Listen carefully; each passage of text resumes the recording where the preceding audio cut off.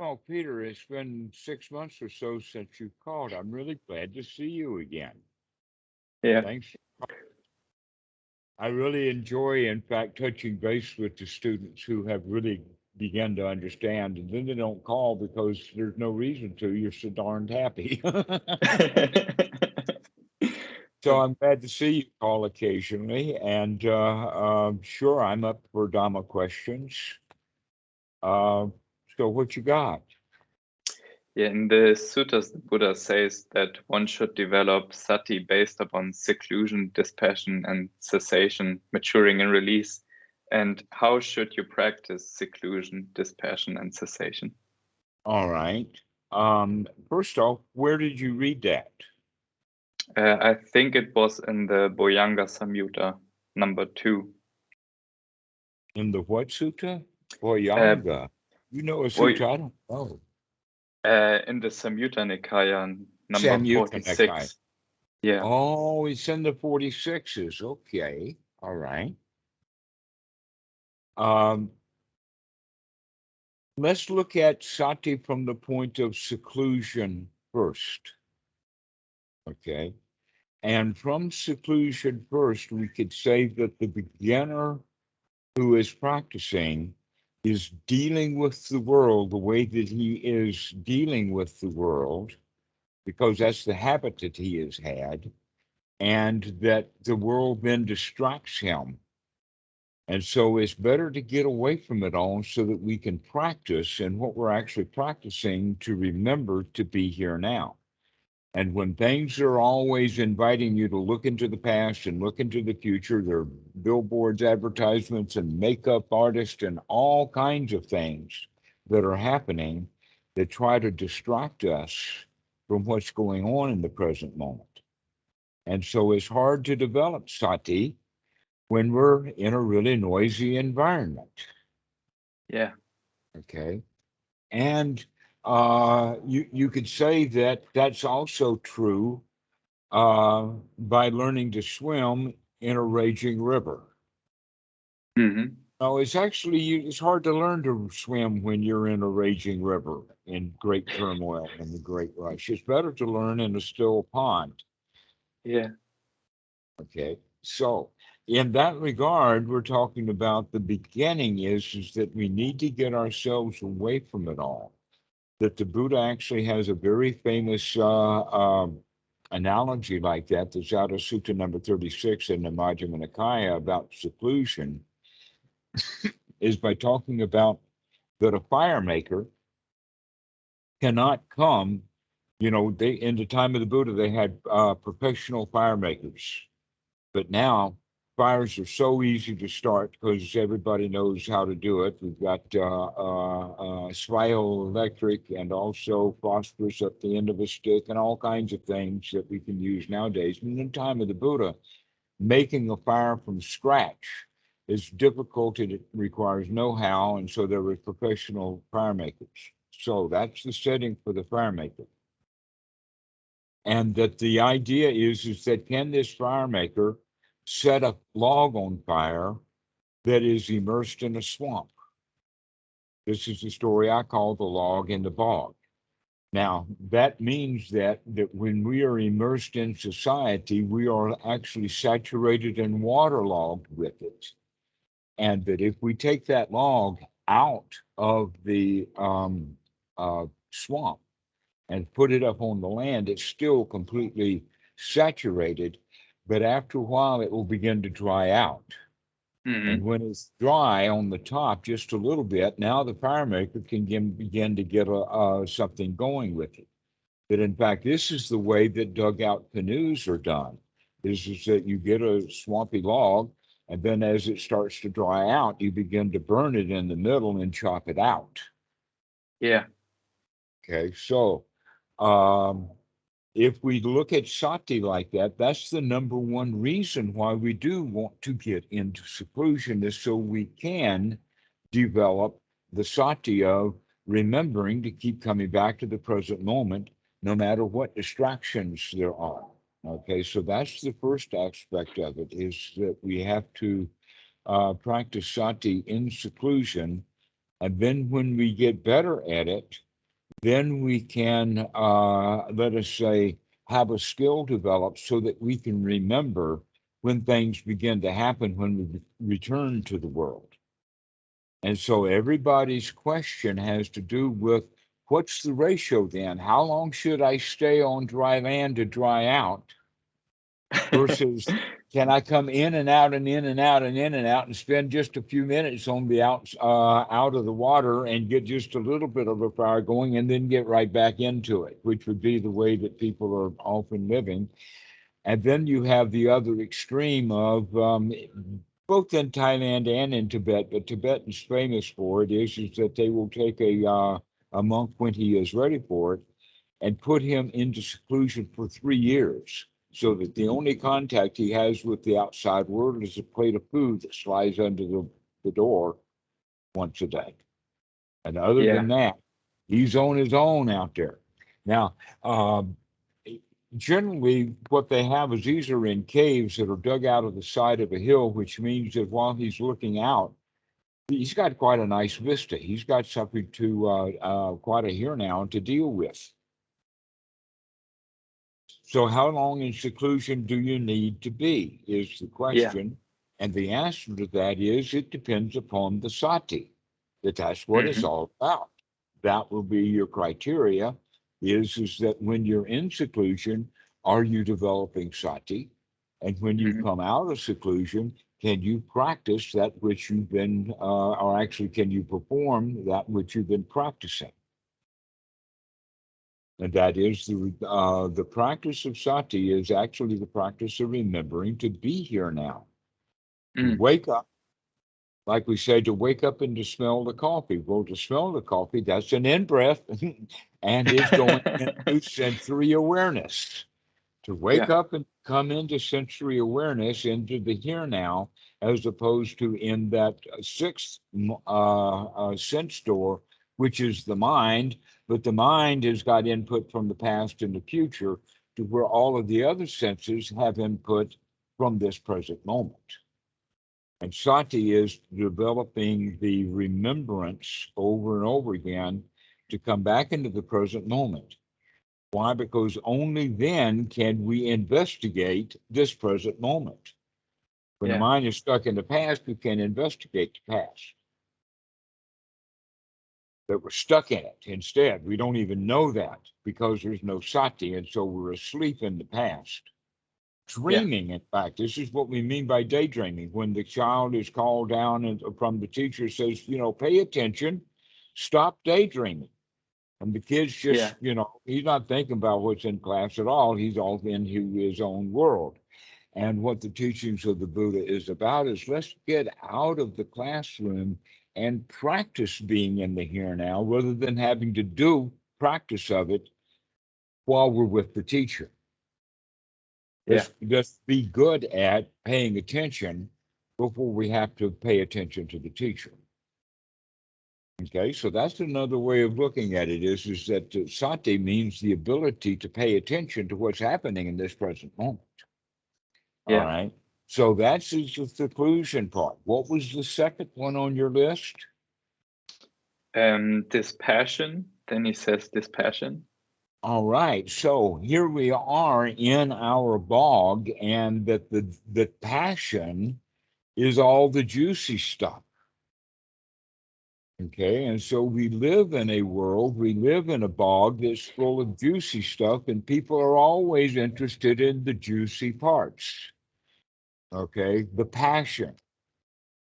And so that's what we get from a lot of people. But as we're developing in seclusion, we become dispassionate to all of the things that we wanted.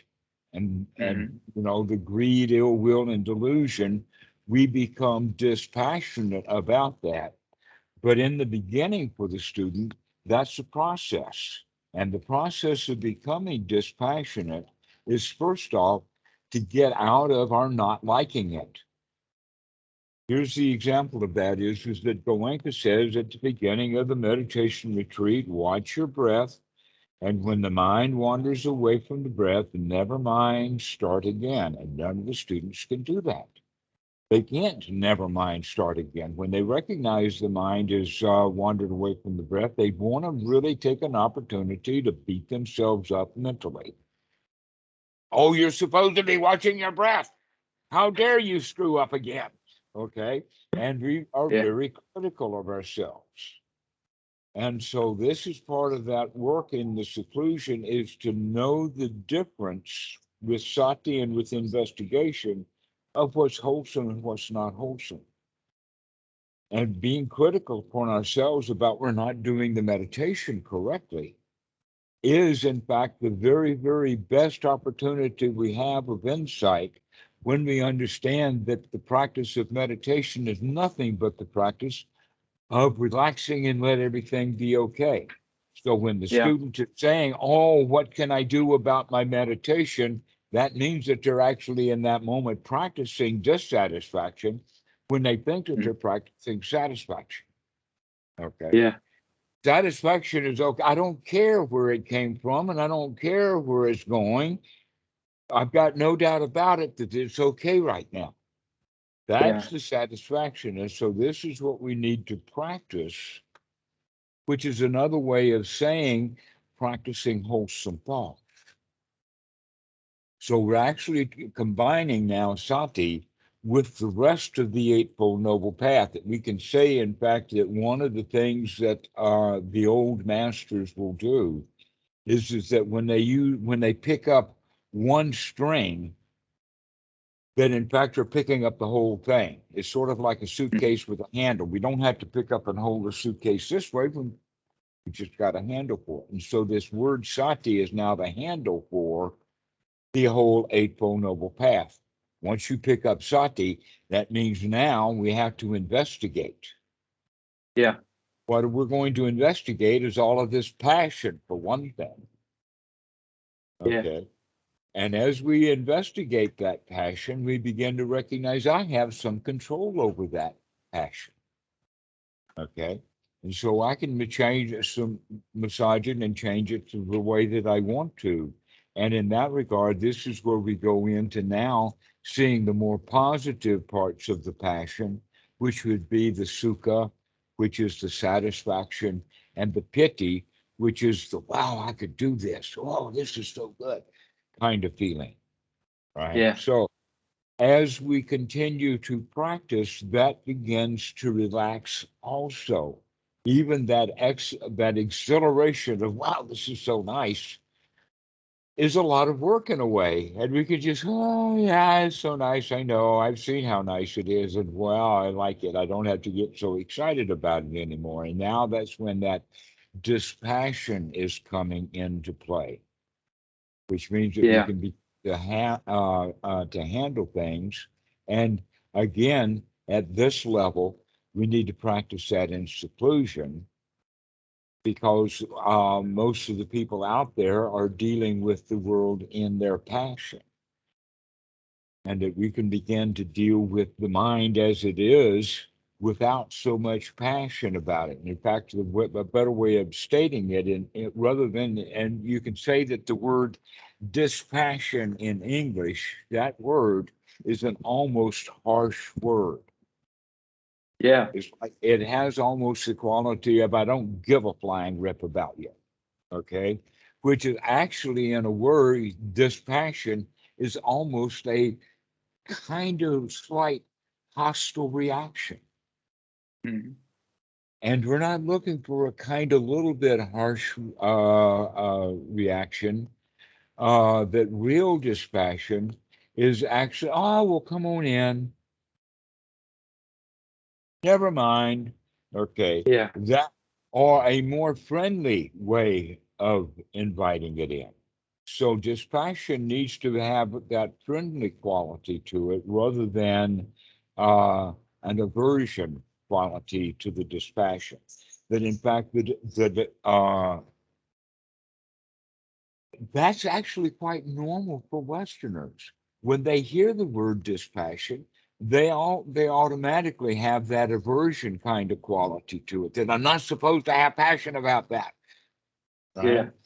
Okay. I was exactly coming along that issue, because I was thinking the exact same way, that the Buddha's teachings in general are very friendly, and here these English terms seem to be very harsh, like you say. Right. So And they're using harsh English language to try to describe something that's in the Pali quite gushy, quite yeah, warm, fuzzy, and soft. It's almost interesting. In fact, it's a very, very humorous joke. I like this joke very much when people talk about hardcore Buddhism, right? It's actually quite a big thing on the internet. And the deeper core of the teaching of Buddha. Guess what? The core of Buddhism is not a nut or a hard core. It's a gushy, a pastry filling. yeah.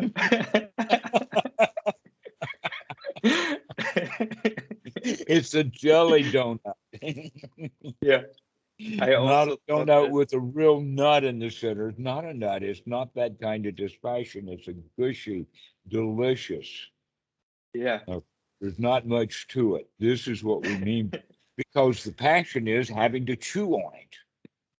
yeah, And there's nothing to chew on. There's really just the delight of the deliciousness of it. So this is a way also of looking at that quality of dispassion. Or uh, there's a lot of Pali words that have that are dancing around that quality. One of them is the word upeka. I was actually wondering, do you know what Pali word that they were referring to using the word dispassion? it's Bosaga. Is it Viveka Bosaga? Okay, I think it's Bosaga. okay.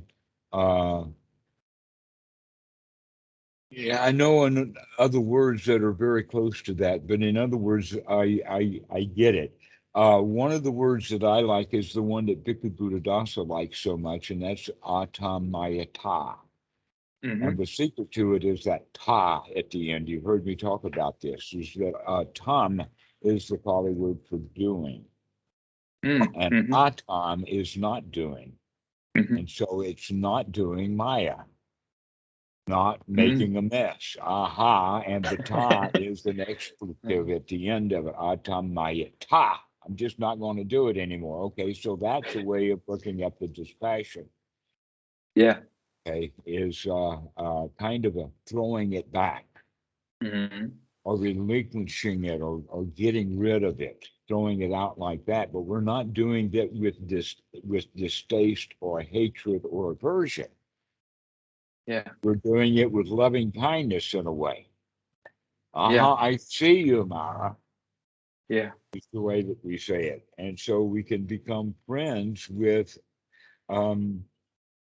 all of the stuff in one's mind that we would normally say I would prefer to get rid of. It's better to give it a kiss goodbye than a boot. Okay. So this is the way of the dispassion, is learning to say goodbye with a hug and a kiss and a fond farewell rather than a rejection. Yeah. So I also thought ahead. that if you try to put it into practice, and I also was considering doing it in a friendly way, then I thought that you always told me to relax or make the mind wholesome.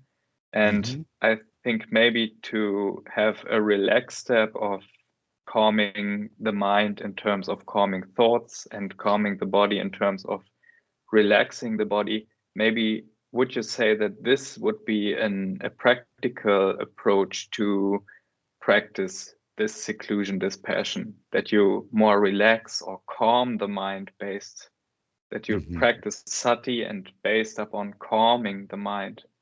Can you say that? And right. But we do that with, let us call it, in the sense of a full cycle. There's one of the things that's very interesting about electricity with waves. And it's not very important until we recognize that in fact, it is easier to roll to nothing from the top of the hill down rather than climbing up from the bottom. Okay. And so what we mean by that is that it's very difficult to get to a state of equanimity or dispassion from unhappiness and passion. That the right way to go is that first off, begin to control the mind. Yeah. So that you now have some power over whether you're going to feel good or feel bad. Yeah. That we don't just feel bad and then learn to somehow stop feeling. That's almost the same thing as just having nothing but negative or unwholesome thoughts, and then you go to no mind and you stop having thoughts altogether. That's not the teaching of the Buddha. No, you have to go into wholesome first, so that you have one wholesome thought after another wholesome thought after another wholesome thought, and then you can put some gaps in the middle. Yeah. Also, that's where we talk about the jhanas, in the sense that we actually, with the first jhana, we talk ourselves into feeling just as absolutely good as we can possibly feel. Yeah. And then we let that kind of slide away into more satisfaction and comfort, down into a very kind of even-keeled dispassion that was Yeah. based upon a downhill coaster ride rather than an uphill climb. Yeah. Okay. It is so funny that you say that, because the second question I wanted to ask you was that in the beginning there was much verbalization in my mind, like you say, talking the mind into wholesome states. And by the time verbalization seemed a little bit like a distraction, because since the mind was wholesome, it was more easy to dwell in that wholesome state rather than verbalize. Would you say Right, that is good because practice? because you're spending more mind moments experiencing how nice you feel, Yeah. and fewer mind moments talking yourself into how nice you feel. Yeah. So you talk yourself into it, and as you talk yourself into it, you begin to see, wow, that's really nice. And then we even stop with the grind and just pay attention to how nice it is. Is that That's the the movement from the difference? first to the second jhana, is right there, is that Yeah. we start talking ourselves into how nice it is and start to experience how nice it is. And then we get really elated and really excited about, wow, this is too much. This is so good. I can't understand it. But then we begin to recognize even that's a lot of work. Yeah. Feeling that good is a lot of work. Let me feel really good without so much work. Yeah. So mind, this is vitaka, or Yeah, so that's the kind of dispassion that we're looking for, is the dispassion that comes from very, very high quality good feelings that are promoted through acts of generosity and gratitude and friendliness and compassion and all of that stuff, especially the mudita of sharing our joy. yeah. And so we share our joy, and then everyone feels that state of satisfaction, right? So everybody then moves into the state of upekkha, which is the state of satisfaction, which is then in English is translated into dispassion. Okay, dispassion is actually a form of dukkha, the way that we use the word dispassion, that we're looking for, in fact, a dispassion that is quite satisfied. And so that's the danger of that kind of language, is that we can actually get confused about how to practice, because we're looking for that kind of dissatisfied disinterest. Okay, so we want to kind of kick it out rather than kiss it goodbye. Yeah. All right. So what's then the next line, or what's the next word in that sequence? Then there's the last one would be cessation. Okay. Well, that's the whole point of the satisfaction is when we're completely satisfied, then there's no more struggle. Yeah. The struggle itself ceases. We're satisfied. No place to go and nothing to do is that state of satisfaction, which is everything has come to a halt. No place to go, nothing to do. But in English, we hear the word cessation differently than the way that it's actually meant in the Pali. And so we again take on a hard edge to it. Okay, but for them, sensation is almost like that you beat it to death. Yeah. Instead of laying it to rest, which is a completely different concept. Yeah.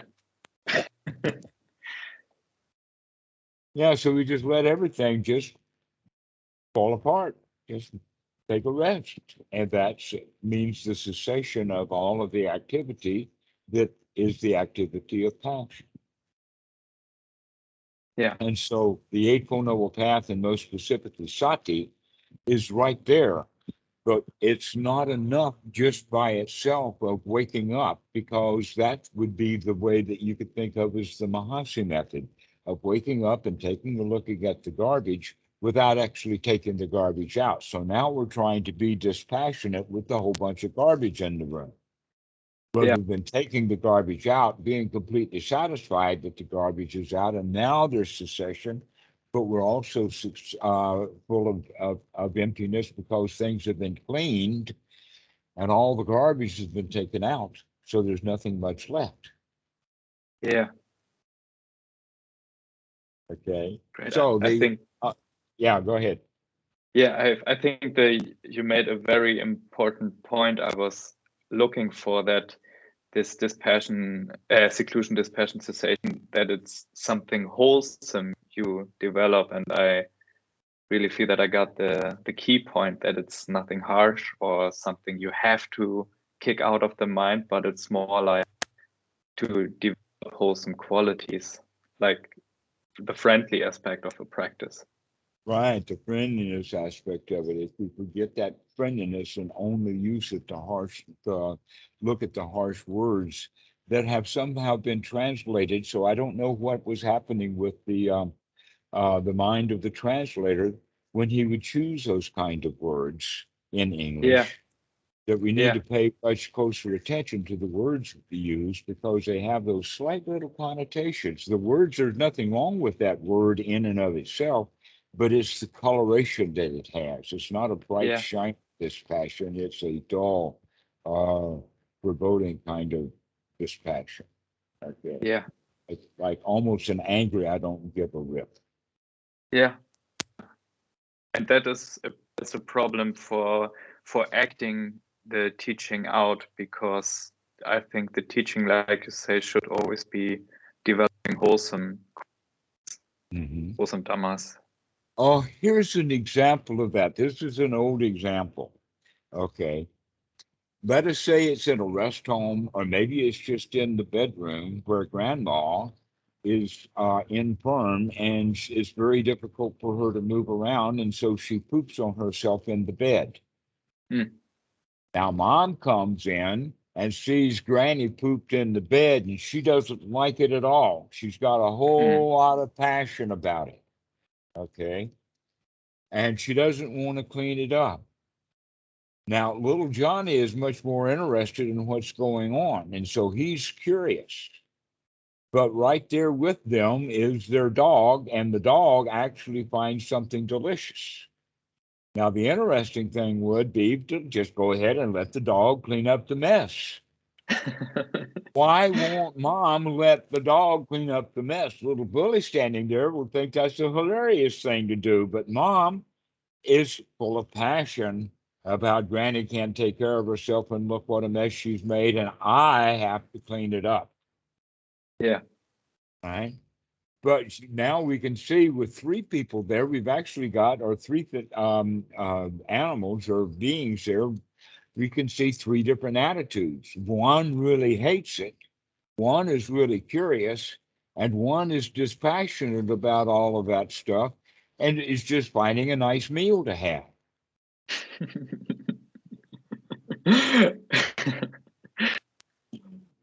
why is that? It's because he's kind of dispassionate about it.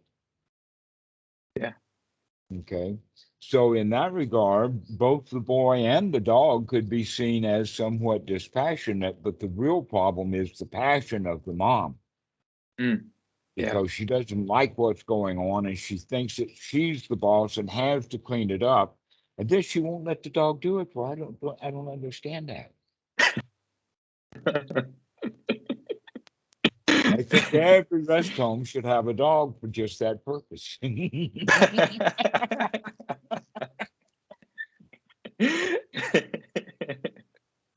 Great. Well, So that's another way of looking at that issue of passion is that we have to get completely out of our aversion. yeah. And the only way to do that is to become friends with it. Yeah. So we become friends with our misdeeds and wrongdoing.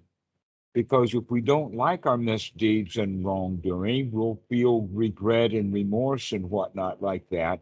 But then we'll lie to ourselves and to others about it. Oh, I'm okay. Yeah. I didn't do that. All right. Yeah.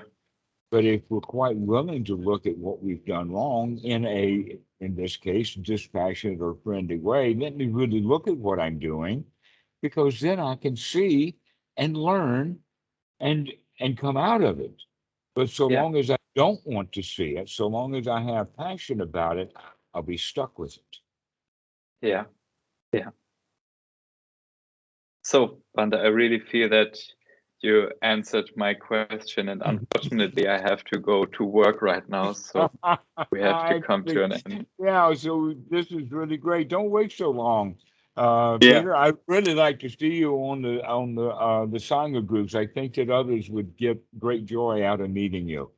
And I'm really Nice. proud of you. I really congratulate you for your practice. It shows. You cut your mic off. I don't hear you. Yeah, do that. Turn it on again. No, I don't hear you. Okay. All right. Bye-bye.